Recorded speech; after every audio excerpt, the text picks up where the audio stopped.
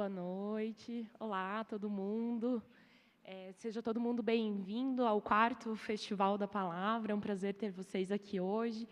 Agradecer também ao Rogério pelo convite. É o meu prazer hoje convidar, estar aqui conversando com vocês nessa mesa, que é Afetos e Desencontros. E, para isso, eu gostaria de convidar a Natália Timmerman e João Azanello Carrascosa.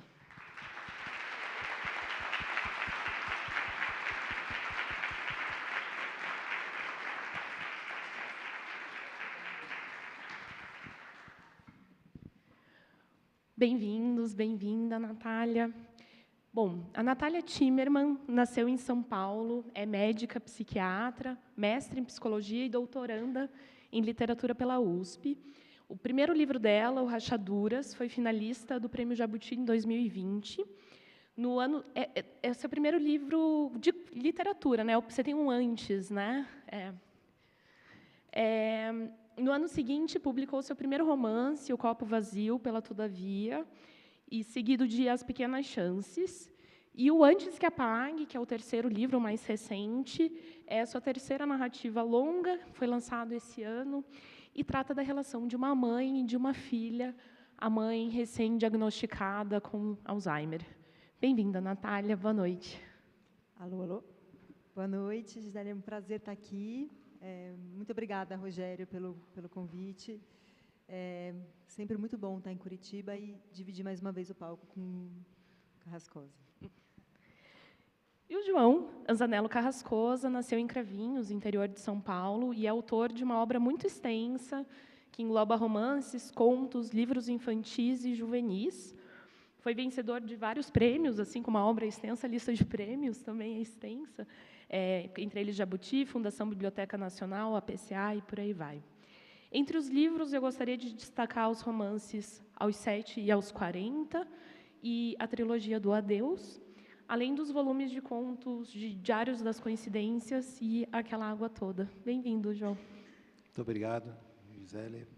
Felicidade estar aqui com a Natália também, agradecendo a vocês, né, público que choveu aí à tarde, né? Sempre chove, né? Mas estamos aí, conseguimos chegar, e a Natália meio atrasados, mas chegamos, estamos felizes e parabenizamos também a curadoria. Estamos acompanhando esse evento que está muito lindo, né? Muito cheio de interesses, né, pelo público, e a fala dos escritores. Esperamos também que, né, ter uma conversa bonita aqui com vocês. Eles tiveram, inclusive, um voo meio movimentado, né, para conseguir chegar aqui hoje, então vamos aproveitar a conversa. Esse tema, o afetos e desencontros, eu fiquei pensando muito sobre ele. Segundo o Aulete, afeto é tanto o sentimento de carinho, de ternura por algo ou alguém, mas também pode ser o objeto desse sentimento, né, a pessoa que recebe o sentimento. E algo que eu acho muito bonito dessa palavra também é que ela não determina o tipo de relação, né? A gente pode ter afetos de amizade, de família, nos amores, né? E eu acho que as obras de vocês dois trazem várias formas desses afetos. A gente vai ter muito relação de pai e filho, né, na obra do João, relações também com os pais na obra da Natália, mas são obras que também trazem vários desencontros. Por exemplo, Aos 7 e aos 40, do João, a gente tem o desencontro de um casal ali perto de se separar, mas também a narrativa desse personagem aos 7 e aos 40, né? E o desencontro da própria pessoa, né? Por outro lado, no Copo Vazio, da Natália, a gente também tem o desencontro de um casal que ficou sempre ali no potencial, mas que nunca aconteceu, de fato, né? E o que motiva vocês mais a escrever? É o sentimento de afeto ou é o desencontro que vem depois desse afeto? Vamos começar pela Natália. Vamos lá. Olha, eu acho que talvez o desencontro que mobiliza afetos, né? Acho que os dois eles são interlaçados mesmo. Mas acho que, por exemplo, pensando em Copo Vazio, né, que você falou, que é uma obra que parte de um desencontro, de expectativas, enfim, até de noção, cada um via aquela relação, aquela quase relação de um jeito. É uma história de amor, né? Mas a gente só escreve sobre histórias de amor que deram errado, né? Justamente sobre o desencontro. Acho que o desencontro ele abre um espaço, ele faz um deslocamento dentro do qual cabe a história, né? Acho que desencontro é conflito, né? É movimento. Acho que é do desencontro que surge mais o que eu escrevo. Pensando, acho que até nos outros livros, assim, sabe? Antes que Apague, que é o meu romance mais recente, o Alzheimer é um enorme desencontro, eu acho, tanto de expectativa quanto de uma pessoa com ela mesma, né? Uma pessoa que tem Alzheimer, ela vai deixando de ser ela mesma, ela vai deixando de ser a pessoa que todo mundo conhecia. Então, isso faz com que tudo ao redor mude, a relação com essa pessoa mude, e aí a gente começa a se indagar. O que faz uma pessoa ela mesma, né? A partir justamente desse desencontro, né? Entre essa mulher, nesse romance, e quem ela foi deixando de ser. Obrigado, viu? Obrigado pela pergunta, Gisele, e também pela introdução da Natália. Eu tenho uma convergência com o que a Natália acabou de dizer, especialmente porque eu penso que a literatura, em especial a que eu faço, que é uma literatura de prosa, né? Acredito que a poesia tenha um pouco de diferença aí também, e mais, vamos dizer, exatamente o conto, que é uma prosa curta, embora também tenha vários momentos de trabalhar com a literatura mais longa, né, com os romances, ela sempre tem que trazer um conflito, né? O conflito é uma disjunção, senão não existe história. Por isso que muita gente faz a diferença da crônica com o conto como se fosse algo do cotidiano, mas a crônica, em geral, não tem conflito. E o conflito ele se dá de forma, na prosa curta, meio atemporal. E o conflito, de certa forma, é uma disjunção, né? Algo que não está funcionando, portanto, é a presença já de um desencontro. Mas você citou um dos livros aqui, que é o 7 aos 40, né, que foi o primeiro romance que eu publiquei, para uma faixa mais adulta e tal. De fato, há um desencontro, né, há uma separação de um casal, mas, ao mesmo tempo, no final desse livro, esse personagem que vive a infância, né, dos 7 anos, que é o período de, vamos dizer, de nomear o mundo, né, de você descobrir, por isso é narrado em primeira pessoa, e aos 40, depois que ele já é adulto, que já tem, né, uma condição de vida na qual o mundo o julga, então a gente narra em terceira, é um sujeito mais fragmentado, ele vai se recompor à medida que ele retorna à cidade dele e ele encontra um amigo. Então, há um encontro com o passado dele ali, é uma realegria, né? E aí, pensando assim, de forma dialética, eu diria assim que, ao mesmo tempo que se propõe o desencontro numa narrativa, se você olhar no outro lado, né, no lado mais solar, o desencontro, digamos que ele seja mais da sombra, existe também no desencontro o encontro, né? Porque se um casal se separa, evidentemente eles encontram a sua própria solidão ou o seu próprio caminho distante um do outro, né? De uma outra forma.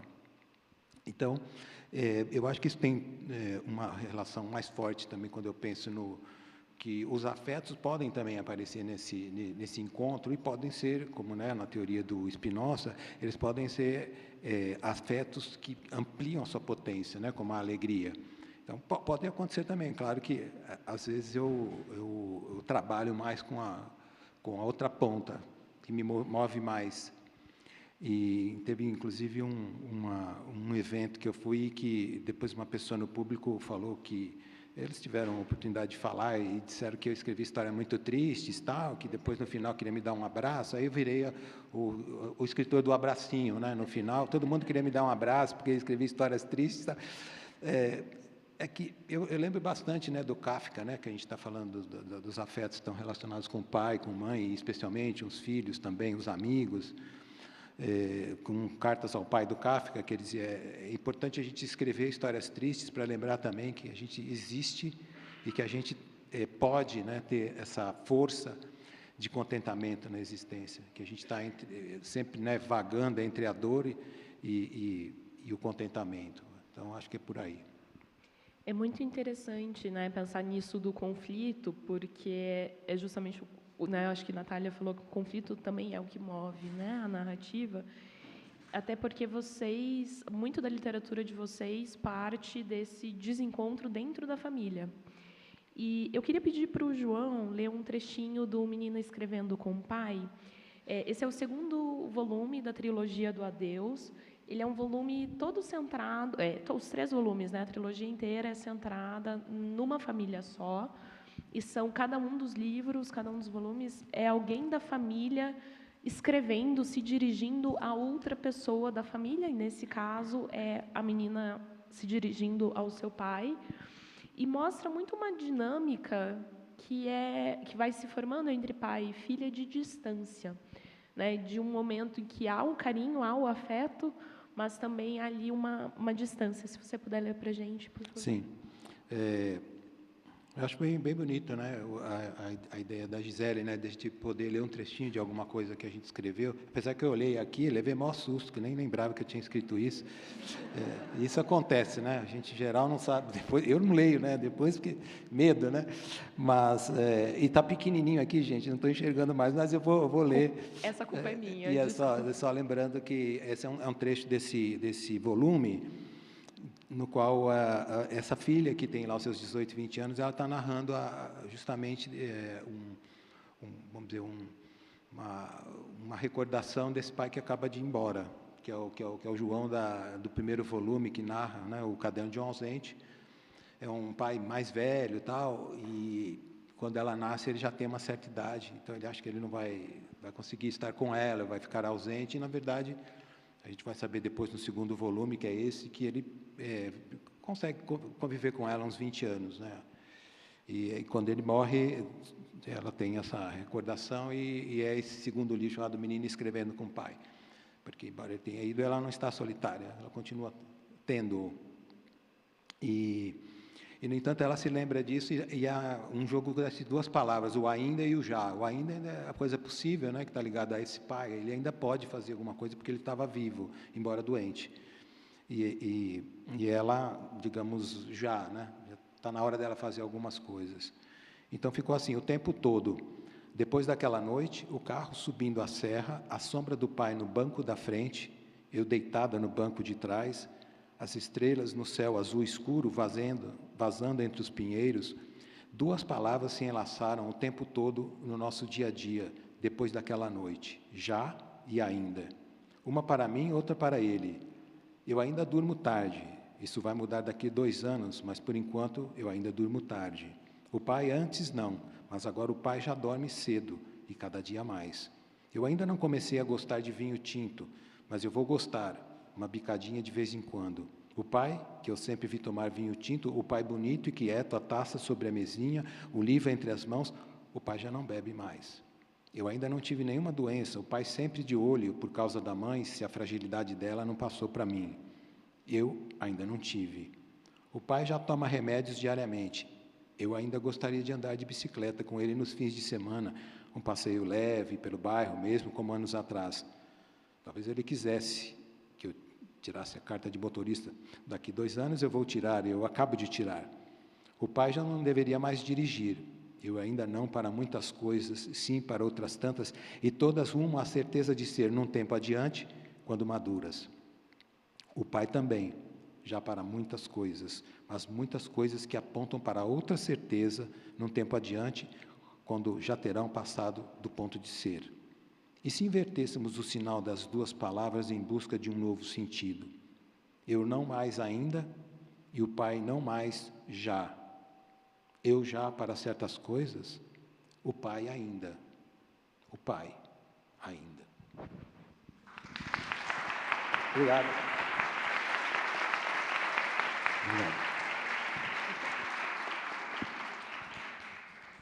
Eu tinha pedido para o João ler esse trechinho porque os dois tratam muito de luto, né, na obra de vocês, né? A trilogia do Adeus é um grande processo de despedida, né?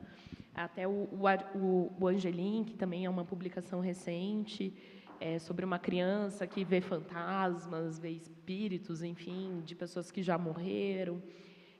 O As Pequenas Coisas, da Natália, até o Antes que Apague, é um processo de luto diferente, porque também lida com Alzheimer, né? E eu queria que vocês falassem um pouco sobre como o luto, no fundo, também é um desencontro. Natália.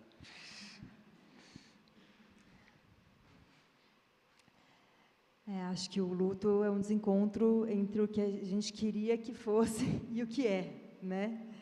É um desencontro entre passado e futuro, e aí a gente tem que inventar um jeito novo, né, de ser. E acho que esses dois livros, As Pequenas Chances e Antes que Apague, eu escrevi a partir de dores muito reais, minhas, né, autobiográficas. E As Pequenas Chances é um livro sobre uma narradora, a relação, a filha diante da morte do pai, né? E essa filha no livro se chama Natália, por coincidência.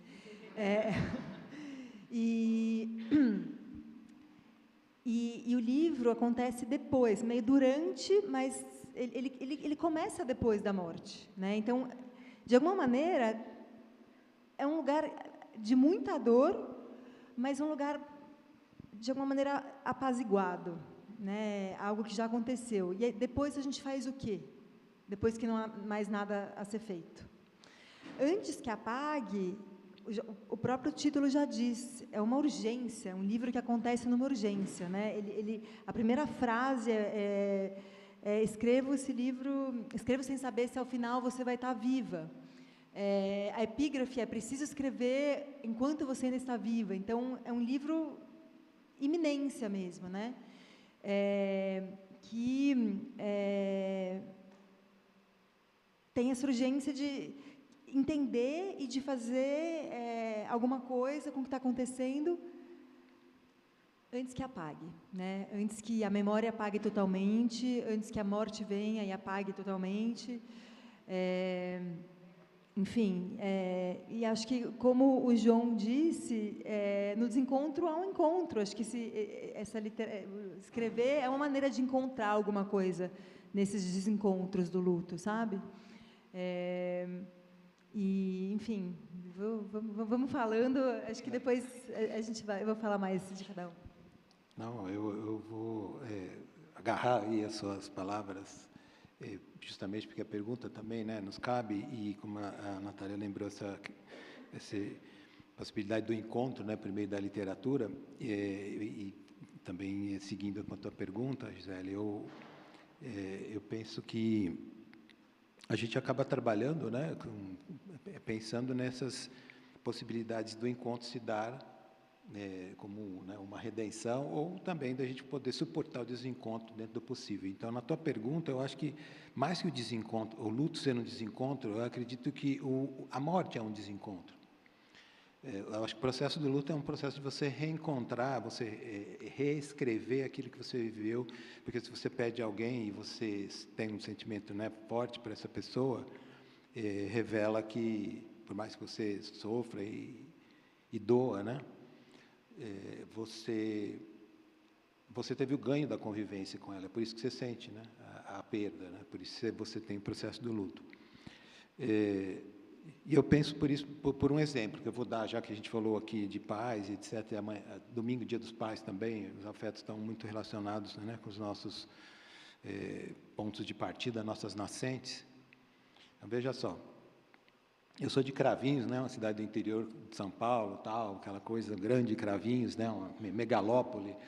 E lá, quando a gente era menino, em determinado instante, né, sou filho de um casal de 6 filhos, sou 6 irmãos, nós somos, todos vivos ainda, apesar de já envelhecendo, né? Aquela escadinha, né? No tempo que não tinha televisão, eu tinha televisão, mas, né?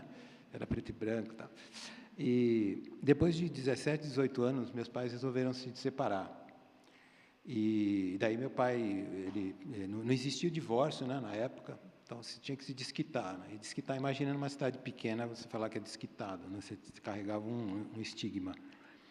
Mas as coisas foram feitas da maneira que deveria ser, e meu pai viajou, veio morar aqui para o lado do Paraná, foi morar em Maringá.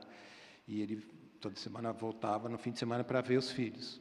Nós fomos morar na casa da minha avó, junto com a minha mãe, os 6 irmãos e tal, e todos pequenos. E ele, todo fim de semana, ele vinha para nos ver, ficava 2, 3 dias conosco e tal. E numa dessas semanas, no meio da semana, a gente recebeu a notícia que ele tinha morrido num acidente de automóvel. Então, todo fim de semana, a gente aguardava encontro, mas o que veio foi um desencontro, e um desencontro definitivo.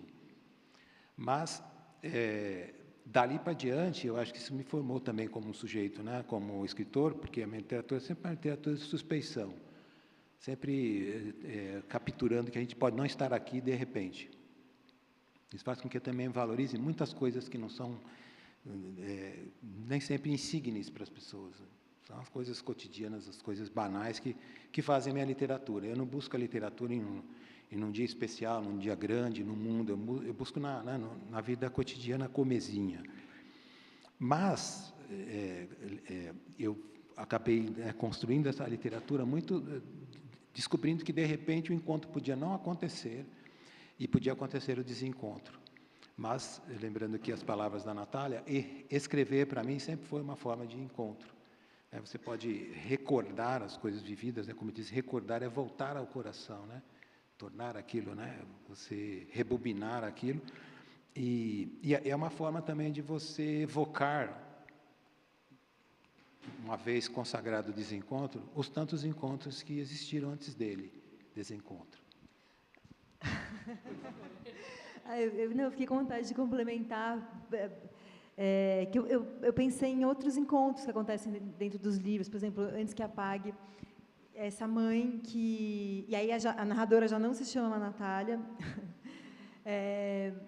mas a mãe dela está com Alzheimer, e ela encontra uma história a respeito da vida dessa mãe, dessa mulher, na verdade, antes dessa mulher ser mãe. E aí ela quer muito conversar com a mãe sobre isso, só que a mãe já não fala.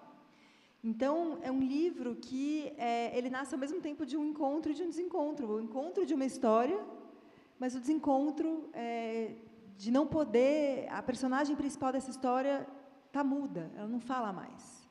Então, é um livro que surge desse vazio, assim, ele só surge porque a personagem principal já não pode mais falar. Pensando nisso, vocês falaram muito sobre a literatura como encontro. Ler, para vocês, também é uma maneira de encontro? Total. A gente está conversando, né, que tem uma das frases que eu concunhei lá no Caderno de um Ausente, que esse sujeito está escrevendo para a filha e tal, mas já também é premonitória, né? Sabe que ele anota algo que eu também, vamos dizer, corroboro como autor, né? Porque sempre lembrar que o narrador é uma entidade construída pelo autor, né?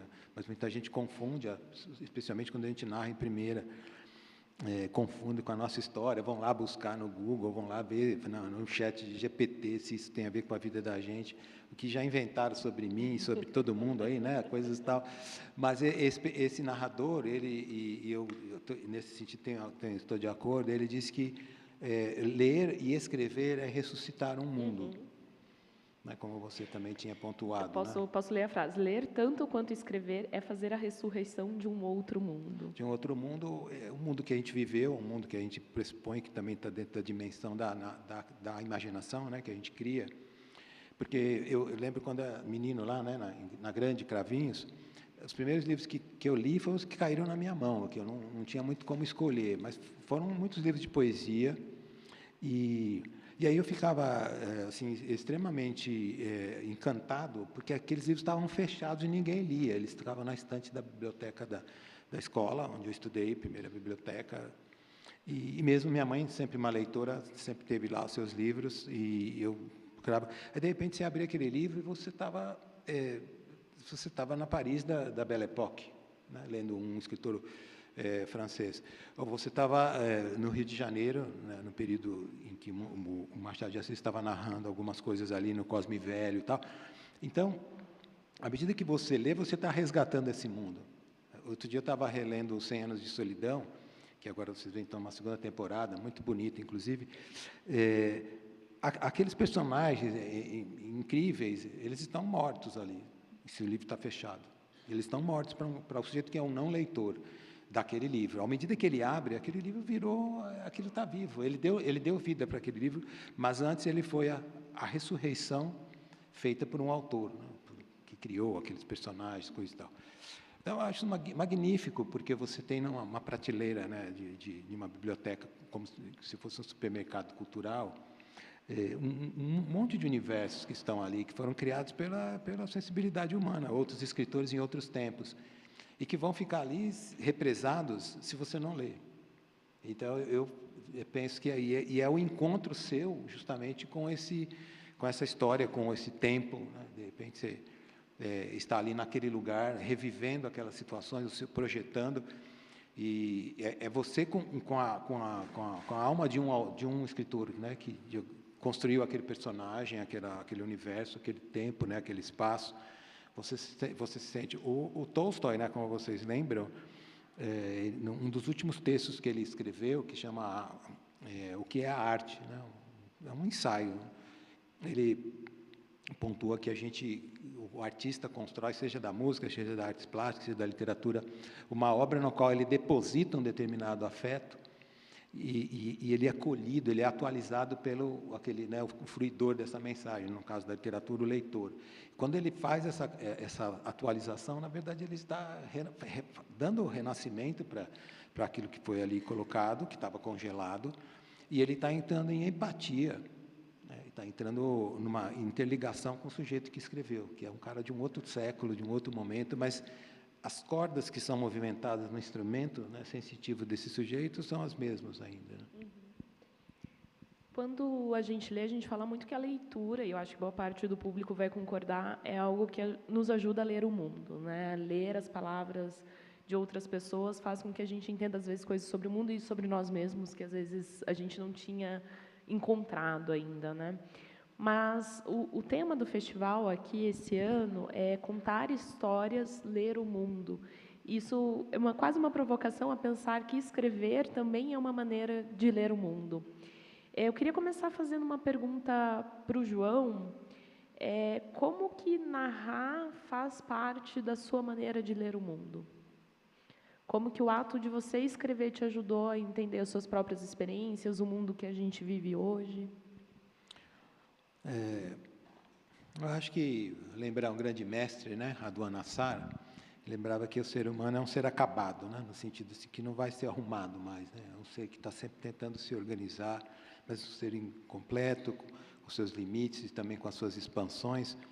E para mim foi uma descoberta, assim, um encantamento quando eu aprendi a ler, porque eu era um menino que ficava ali na casa, né, na Grande Cravinhos, onde tinha minha mãe, minhas irmãs, minha avó, muito mundo feminino. Especialmente minha avó materna foi uma pessoa muito importante na minha vida, mais talvez do que minha mãe, na construção da minha ânima, né, do meu lado feminino. Eu sempre digo isso porque essa é a grande verdade que eu sinto. E elas ficavam contando história, né? O mulherio conversa bastante, coisa e tal.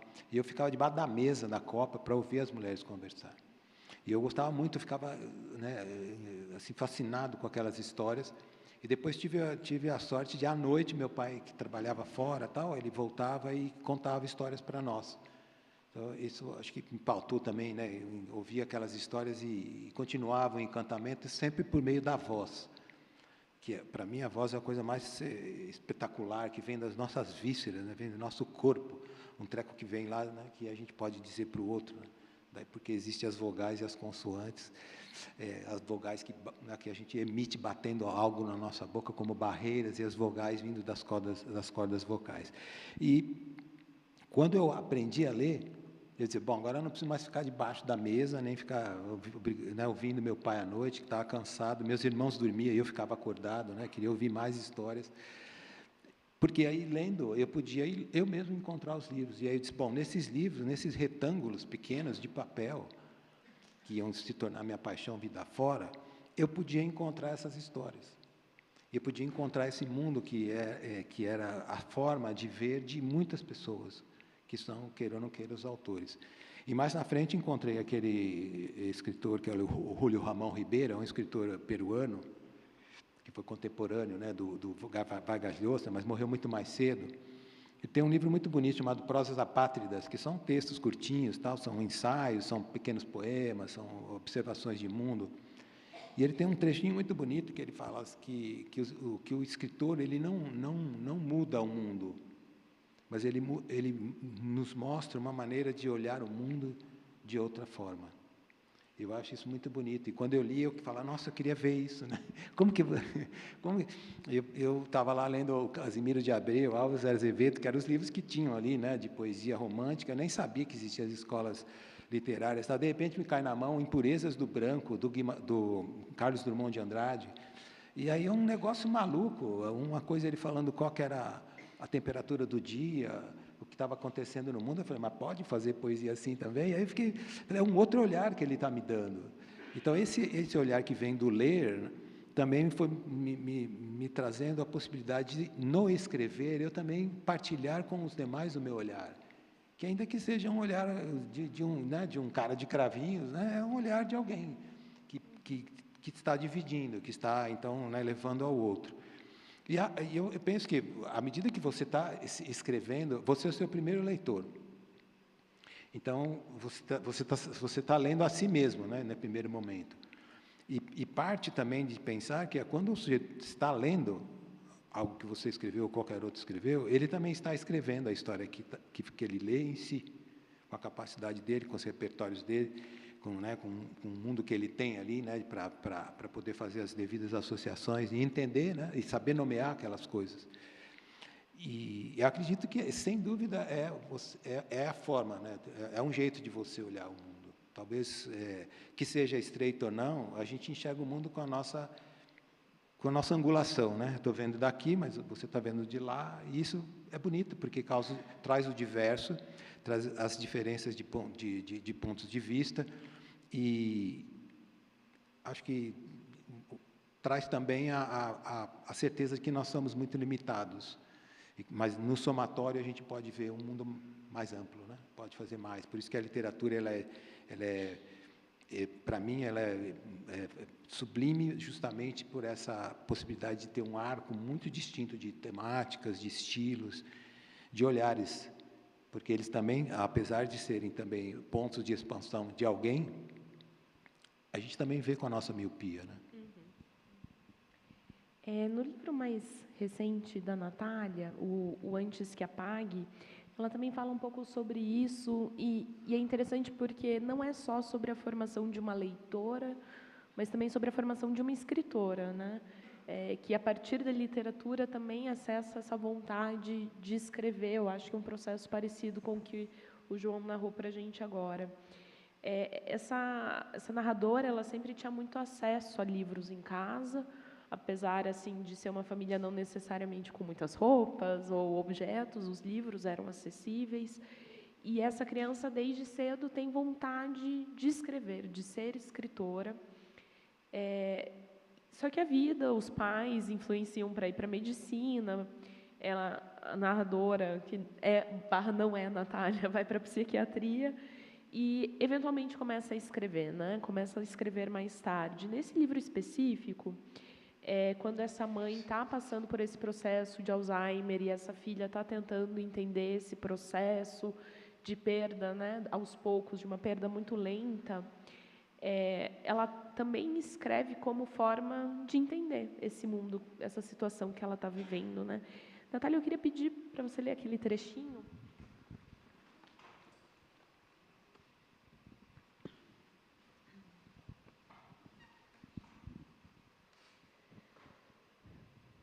As várias anotações sobre o Eloy. Como o Eloy, marido da minha mãe, entraria como personagem num romance, quais seriam as implicações éticas disso, ele estando vivo e lúcido? Só se pode escrever a partir de alguém que já desapareceu? Como equilibrar a necessidade de contar com direito à privacidade de quem estava quieto, vivendo a sua vida? E que curiosa repetição da mesma ideia nas minhas anotações.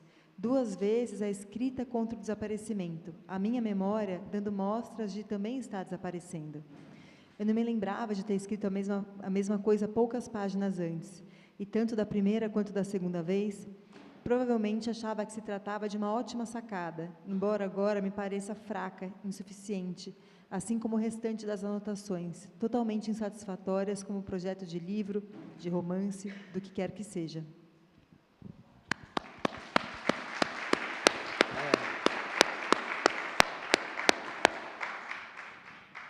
Esse trecho é muito interessante porque ele resume, num parágrafo, um debate que eu acho que permeia o livro inteiro, que é a capacidade de narrar sobre algo que está acontecendo e essa vontade de anotar esses momentos e se dar conta de que eles estão acontecendo.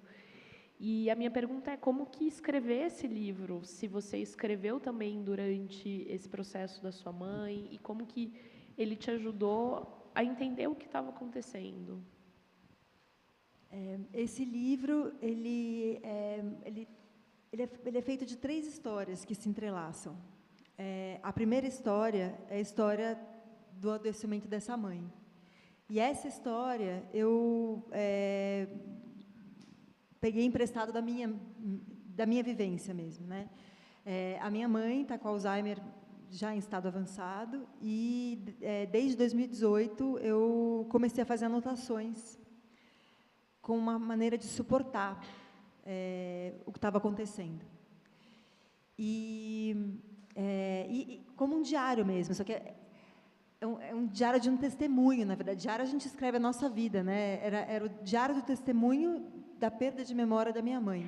Só que eu não estava escrevendo isso para fazer um livro, para nada, né? E é curioso, é um livro que fala sobre o esquecimento, e eu mesma esqueci em que momento eu decidi que eu ia escrever ele, como se ele tivesse ficado tão entranhado em mim que o momento, eu lembro, todos os meus livros eu lembro em que momento eu decidi escrever, mas esse livro, acho que a própria matéria dele comeu esse momento. Acho que até como uma maneira de me aproximar da minha mãe, né? E é um livro que porque eu estava... E aí, não lembro em que momento eu comecei a escrever, eu decidi escrever, mas aí depois vieram as outras 2 histórias, né? Primeiro, a história de um segredo a respeito da vida dessa mãe, e depois a história dessa narradora como escritora, né? Por quê? Porque isso também está bem no começo do livro. Um dia, a mãe dessa narradora chega para ela e fala... abre a porta do quarto, encontra ela com a cara enfiada no livro e fala: você foge da vida para os livros. E aí, escrever esse livro é uma maneira de se contrapor à mãe. Então, e ao mesmo tempo de se aproximar da mãe. Então, é um livro que também nasce de uma ambiguidade. E aí, para entrelaçar, o fio que entrelaça essas 3 histórias é o diário, né? Mas é um diário que não está em ordem cronológica, né? E que é feito de anotações até meio erráticas, assim como é o Alzheimer, assim como são as demências, né? A memória ela vem, ela vai, ela volta, a pessoa não fala, de repente fala uma coisa, de repente lembra de outra coisa. E a organização é temática entre esses 3 eixos, assim, né? Então, por exemplo, tem uma passagem em que a narradora encontra um primo, assim, que ela nem conhecia, o primo reconhece ela, um primo distante, um primo mais velho, um primo da mãe, na verdade. E aí o primo não estava sabendo de nada da história da família. E aí ele pergunta para ela: como é que tá seu pai? E ela fala: meu pai morreu. Como é que está sua avó? Minha avó morreu. E como é que está sua mãe? A minha mãe está com Alzheimer. E ela quase pede desculpa para ele pela própria vida dela, assim. E ela fica perplexa diante disso. E depois esse primo chega para ela e fala: você tem que se distanciar da família. Tem uma maldição na nossa família. Se você se aproximar, ficar perto desses nossos parentes, coisas ruins podem acontecer. E apesar dela ter ficado muito perturbada com isso, ela também sentiu isso como um convite. Para alguém que escreve, isso foi um desafio. Óbvio que eu não vou me afastar da família. Óbvio que isso não faz o menor sentido. E aí ela começou a pensar nas tragédias da família e começou a pensar também, toda família tem tragédias, toda família tem histórias que não são ditas, toda família tem segredos. E esse é o prato cheio de quem escreve. E aí o que ela faz ao contrário do que sugeriu esse primo, não se afastar, se aproximar. Mas não era isso que eu ia falar. Quando eu comecei a falar, eu ia falar que aí, quando ela fala da morte da avó, e aí a próxima passagem é o diário, narrando a morte da avó, porque a mãe não pôde saber que a mãe dela morreu. Ela não tinha cognição para isso. Se a filha chegasse para a mãe e falasse: a sua mãe morreu, ela não ia entender. Então, isso era uma dor dupla, assim, sabe? E aí a sensação era que a filha e o marido da mãe estavam dividindo entre eles essa dor, né, que a mãe não podia mais sentir. E acho que isso que o Alzheimer acaba fazendo, né, e que eu fui percebendo quando eu escrevi. O amor, eu acho que ele faz isso. Uma pessoa não termina nela mesma. Ela continua nas pessoas que amam ela, né? Então, os hábitos que são mantidos, as histórias que são lembradas, o jeito de se vestir, as músicas, tudo isso, assim, é um jeito quase como se de tentar fazer com que essa pessoa continue, mesmo que, de alguma maneira, ela já esteja indo embora. Ouvindo a Natália falar agora sobre esse processo de escrita, me ocorreu que vocês dois têm um pouco desses livros fragmentados, ou com a memória organizada de forma não linear.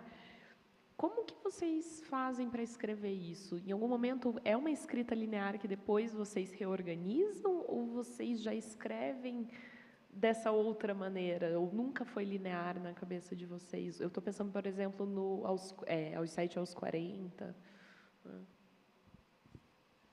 Vai, Natália, manda ver. Cada livro vai acontecendo de um jeito, assim. Copo Vazio é super fragmentado, mas eu fiz uma linha do tempo, uma linha realmente do tempo, para que é um livro que ele vai girando, né? Ele justamente faz um jogo, começa no futuro, termina no futuro. O hoje do Copo Vazio é o momento da dor, do abandono que aquela personagem sente, a Mirella. Eu acho que é isso que organiza, esse afeto que organiza, né?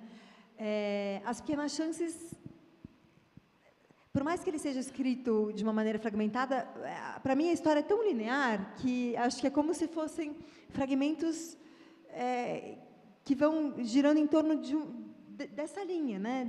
Dessa narrativa, assim, sabe? Mas e fragmentos dentro de fragmentos, são 3 partes, e cada uma delas tem capítulos curtos.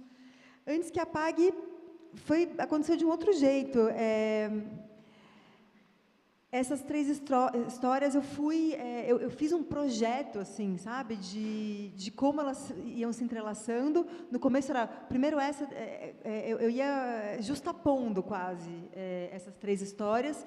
Só que aí, ao longo do processo de montagem do livro, eu fui vendo que depois que eu tive uma ideia do todo, eu fui mexendo, acho que até enlouqueci os editores. Até o final eu mexia até o último momento, assim. O livro já estava diagramado, e aí eu falava, não é assim, mudar uma frasezinha, era esse capítulo vai aqui e esse vai ali, assim, porque justamente eu estava organizando, encaixando as peças desse quebra-cabeça, até uma das chaves de leitura do livro, né? Um quebra-cabeça. O filho fala a respeito da avó. O Alzheimer é um quebra-cabeça cujas peças vão sendo retiradas. E esse livro é um quebra-cabeça que não se completa, que as peças não se encaixam, né? Então, eu fui acho que tentando montar esse desencaixe da melhor forma possível, porque assim é um desencaixe que eu tentei que fosse muito bem encaixado, assim, para que ele aparecesse como desencaixe, para que aparecesse como vazio, como falta, como versões que se contradizem, né, que atritam. Então, acho que cada um vai de um jeito mesmo.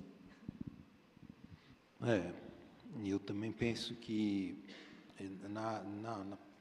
digamos, na área do romance, acho que eu publiquei uns 10 ou 12 romances, eu não conto, né, gente, porque eu nem lembro mais também, mas no conto, que é um gênero que eu tenho, né, um apreço maior e gosto de trabalhar pelo desafio que ele exige em tão pouco tempo, poucas páginas e palavras, você, né, construir algo que tenha uma força.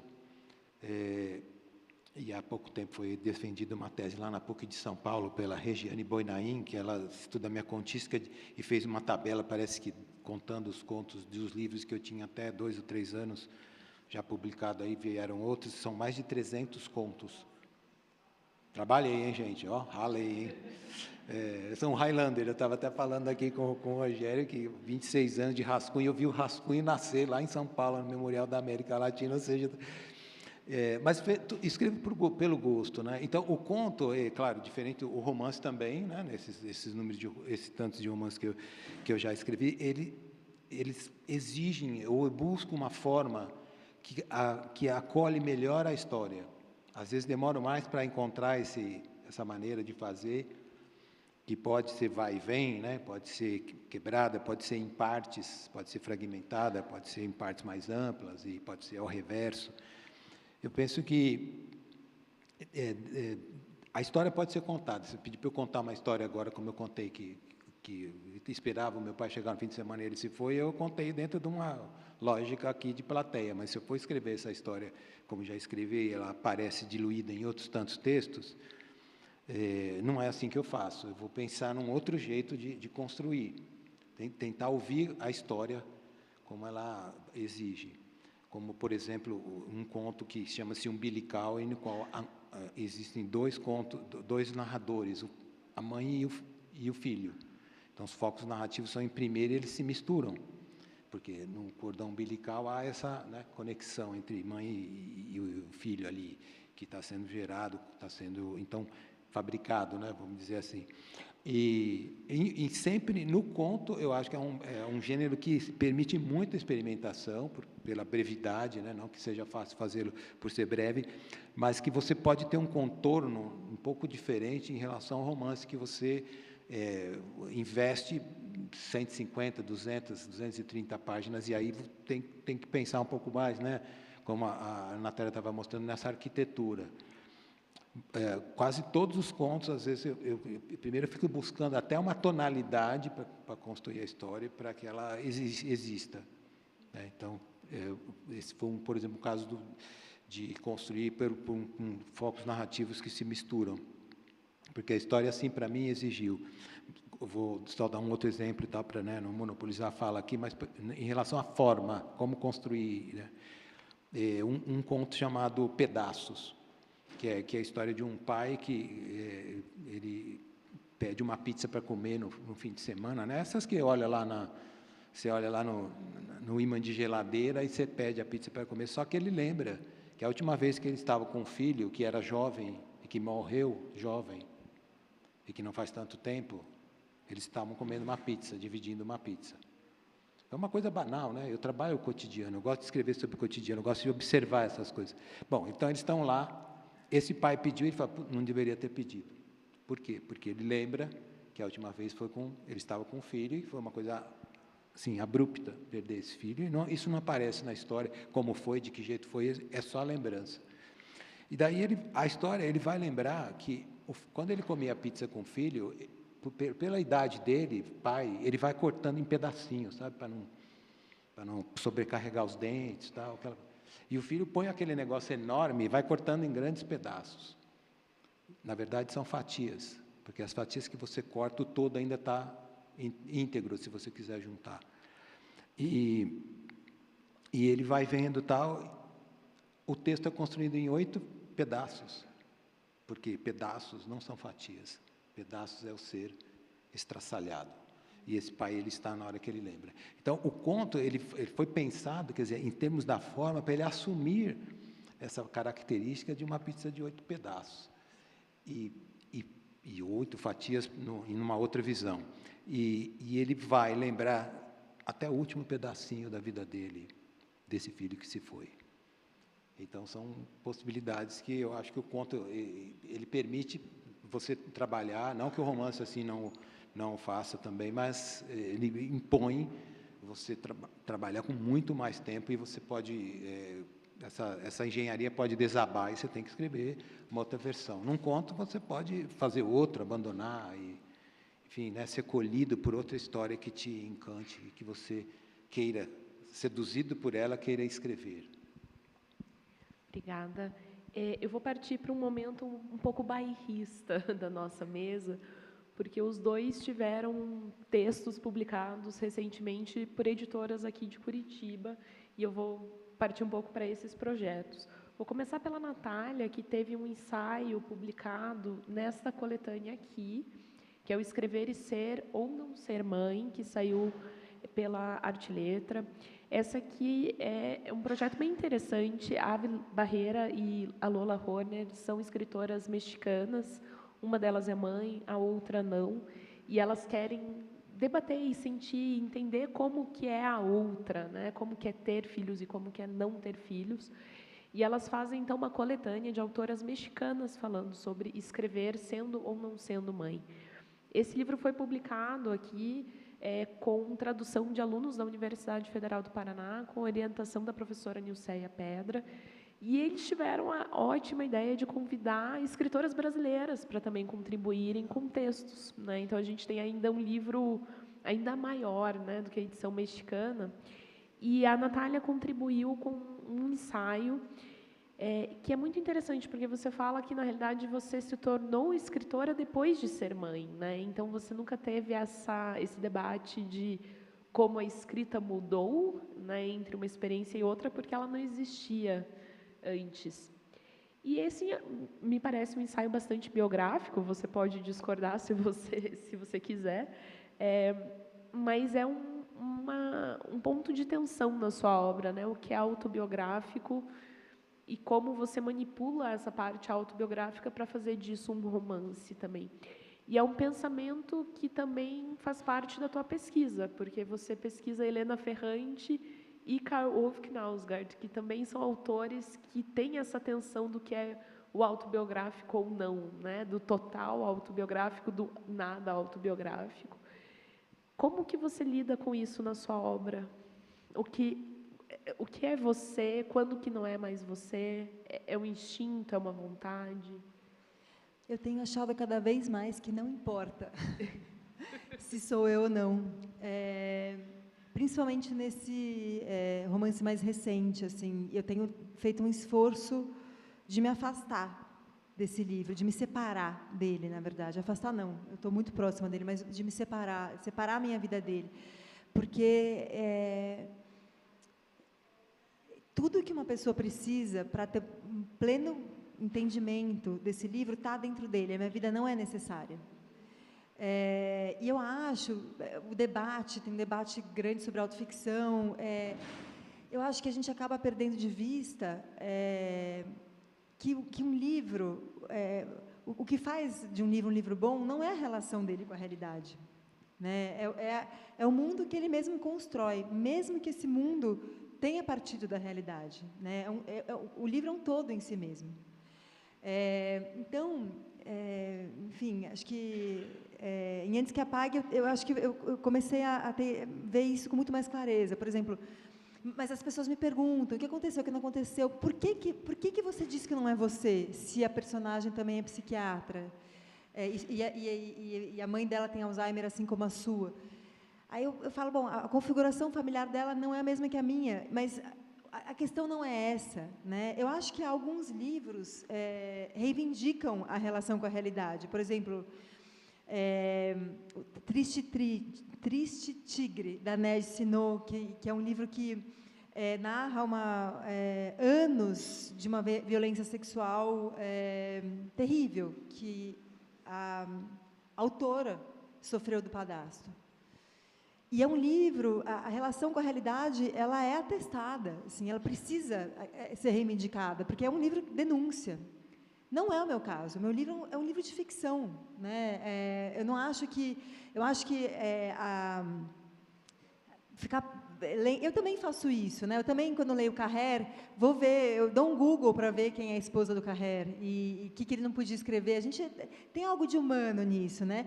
Mas eu acho que ler só nessa chave empobrece um pouco o livro, né? Porque você perde o todo que ele mesmo é, né? E aí, dito isso, só comentar um pouquinho desse ensaio, que a maioria das mulheres deixa de escrever quando se torna mãe pela demanda óbvia, assim, né? E para mim aconteceu o contrário, porque eu comecei a escrever depois que meu primeiro filho nasceu, tanto que meu primeiro livro é dedicado a ele, ao Benjamin, meu filho, meu começo, e aqui começo no sentido da Hannah Arendt, de começar algo novo, não só ele mesmo, mas a minha vida de escritora.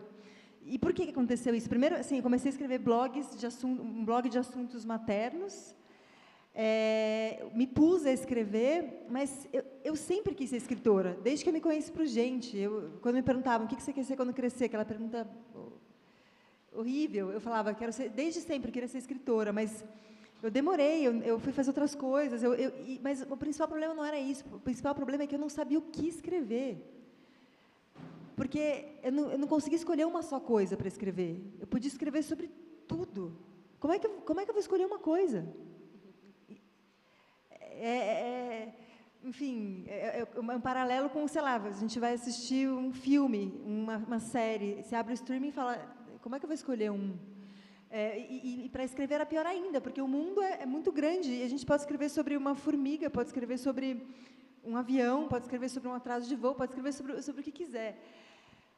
E aí, quando meu filho nasceu, e eu tentava, mas nada me parecia definitivo o suficiente para eu falar, isso precisa ser escrito. E quando meu primeiro filho nasceu, o definitivo era ele, eu tinha que cuidar dele. E eu não sou uma pessoa que sempre sonhou ser mãe, assim, amo muito os meus filhos, nem sempre amo ser mãe, mas depois que ele nasceu, eu entendi, e definitivo é cuidar dele, então saiu um pouco esse peso da literatura, aí eu consegui começar a escrever, deixou de ser algo tão importante assim, sabe? Era importante demais, eu não conseguia chegar naquilo. Então, é como se o nascimento do meu filho tivesse relativizado todo o resto e tornou o resto, o mundo, a possibilidade de escrever mais acessível para mim, né? E aí enfim, aí eu comecei e não parei mais. Ainda bem. Então, eu vou lembrar aqui um pouquinho do que a Natália falou, não sei se a gente já está terminando, mas só vou rapidinho aqui, em questões biográficas, né? Que essa confusão, até tinha falado em relação ao narrador e ao autor, um dos meus romances chama Elegia do Irmão, né? Tudo a ver também com essa questão dos desencontros e da construção, né, configuração do romance, que tem duas partes, um pouco antes, que eles ficam sabendo que a irmã está doente, não sabe, nem se fala que tipo de... Mas que a irmã é jovem e ficou doente, e ela morre, não aparece a morte também, um pouco depois, que é quando de fato começa a saudade, né? E chama Elegia do Irmão, ele faz esse canto triste para louvá-la, para evocá-la, tal. E eu lancei esse livro, tal, e umas pessoas vieram me dar os pêsames pela morte da minha irmã, e eu não perdi nenhuma irmã, né? Inclusive as 3 irmãs que eu tenho estavam juntas no dia do lançamento. E aí teve também uma ocasião do livro do Caderno de Ausente, né, que um personagem chama João e a personagem feminina chama Juliana. Aí eles falaram, não, mas como você chama? Eu chamo João, uma jornalista.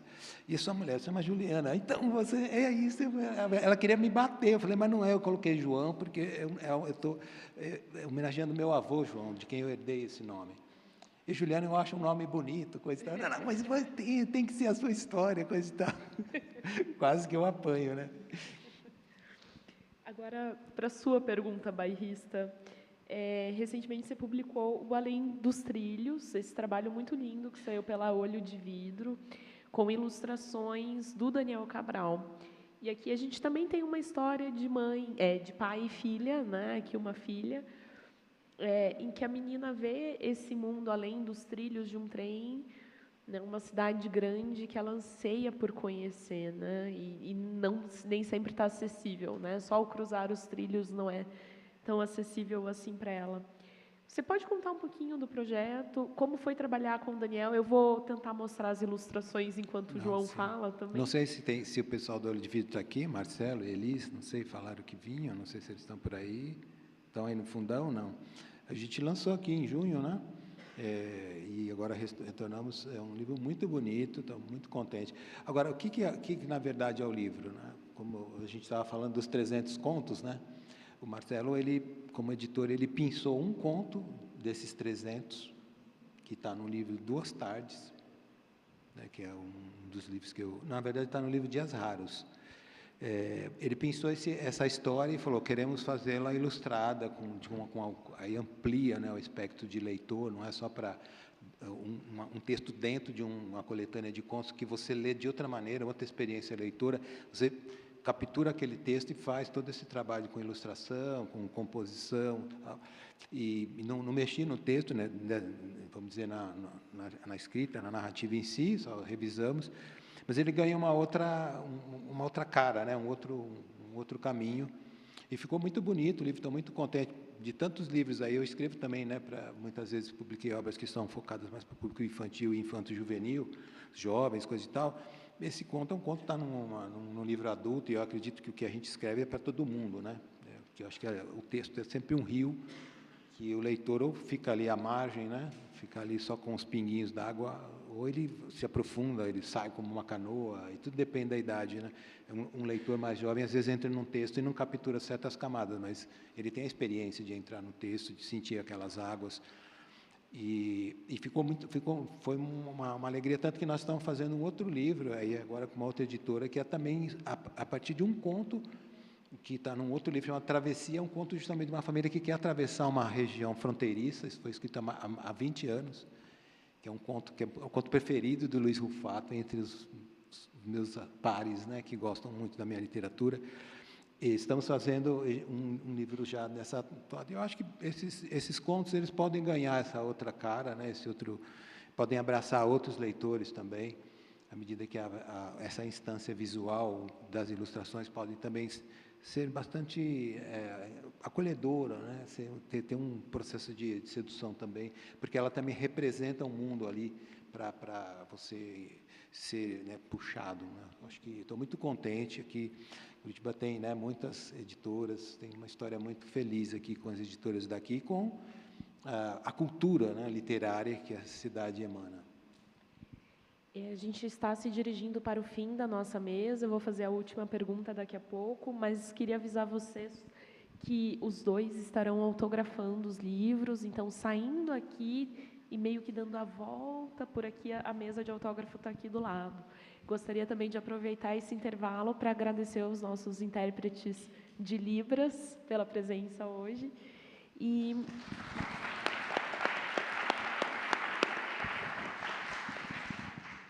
a minha última pergunta, então, existe algum afeto ou algum desencontro que vocês já tentaram transformar em literatura e ainda não conseguiram, ou que vocês querem transformar em literatura? Vai, Natália. Eu tenho um texto impublicável. Opa! Realmente, na verdade, eu tenho um livro de contos. Eu acho que eu transformei em literatura, mas não posso publicar. Porque eu machucaria muitas pessoas, algumas pessoas, não muitas, mas machucaria muito. Pessoas. E aí eu até organizei o livro de contos, e até pensei em publicar, mandei para o meu editor, quando eu ainda estava na Todavia, e aí eu falei para ele... depois eu falei, não, esses dois vão ter que sair, esses dois eu não vou poder publicar. Ele falou assim, não, mas esses são o cérebro e a coluna vertebral do livro, sem eles não tem livro. Eu falei, então não tem livro. Então, assim, tá aí parado, sei lá, daqui a uns 20 anos, quem sabe, 30, não sei. Mas eu acho que, sim, tem livros que, por questões éticas, não podem ser publicados, mas talvez sejam escritos. Tem as gavetas, né, guardam muitos segredos, eu acho.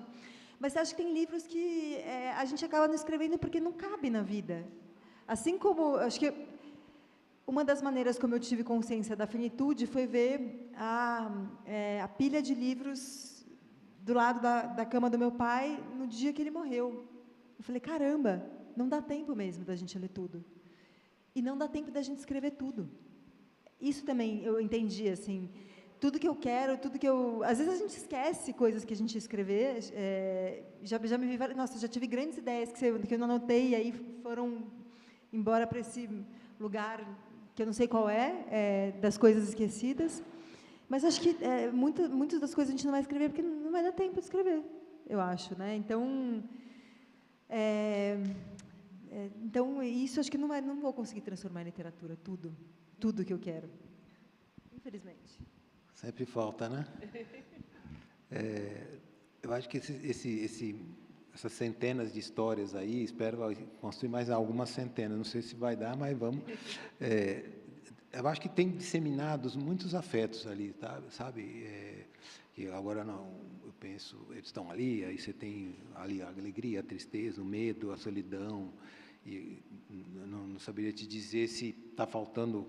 Mas acho que o tempo todo a gente é instado a escrever sobre alguma coisa, às vezes de novo sobre a tristeza, às vezes de novo sobre algo que ainda que não cicatriza. Por isso eu gosto de pensar num verso do Fernando Pessoa, que ele diz, não é alegria nem dor, a dor com que me alegro.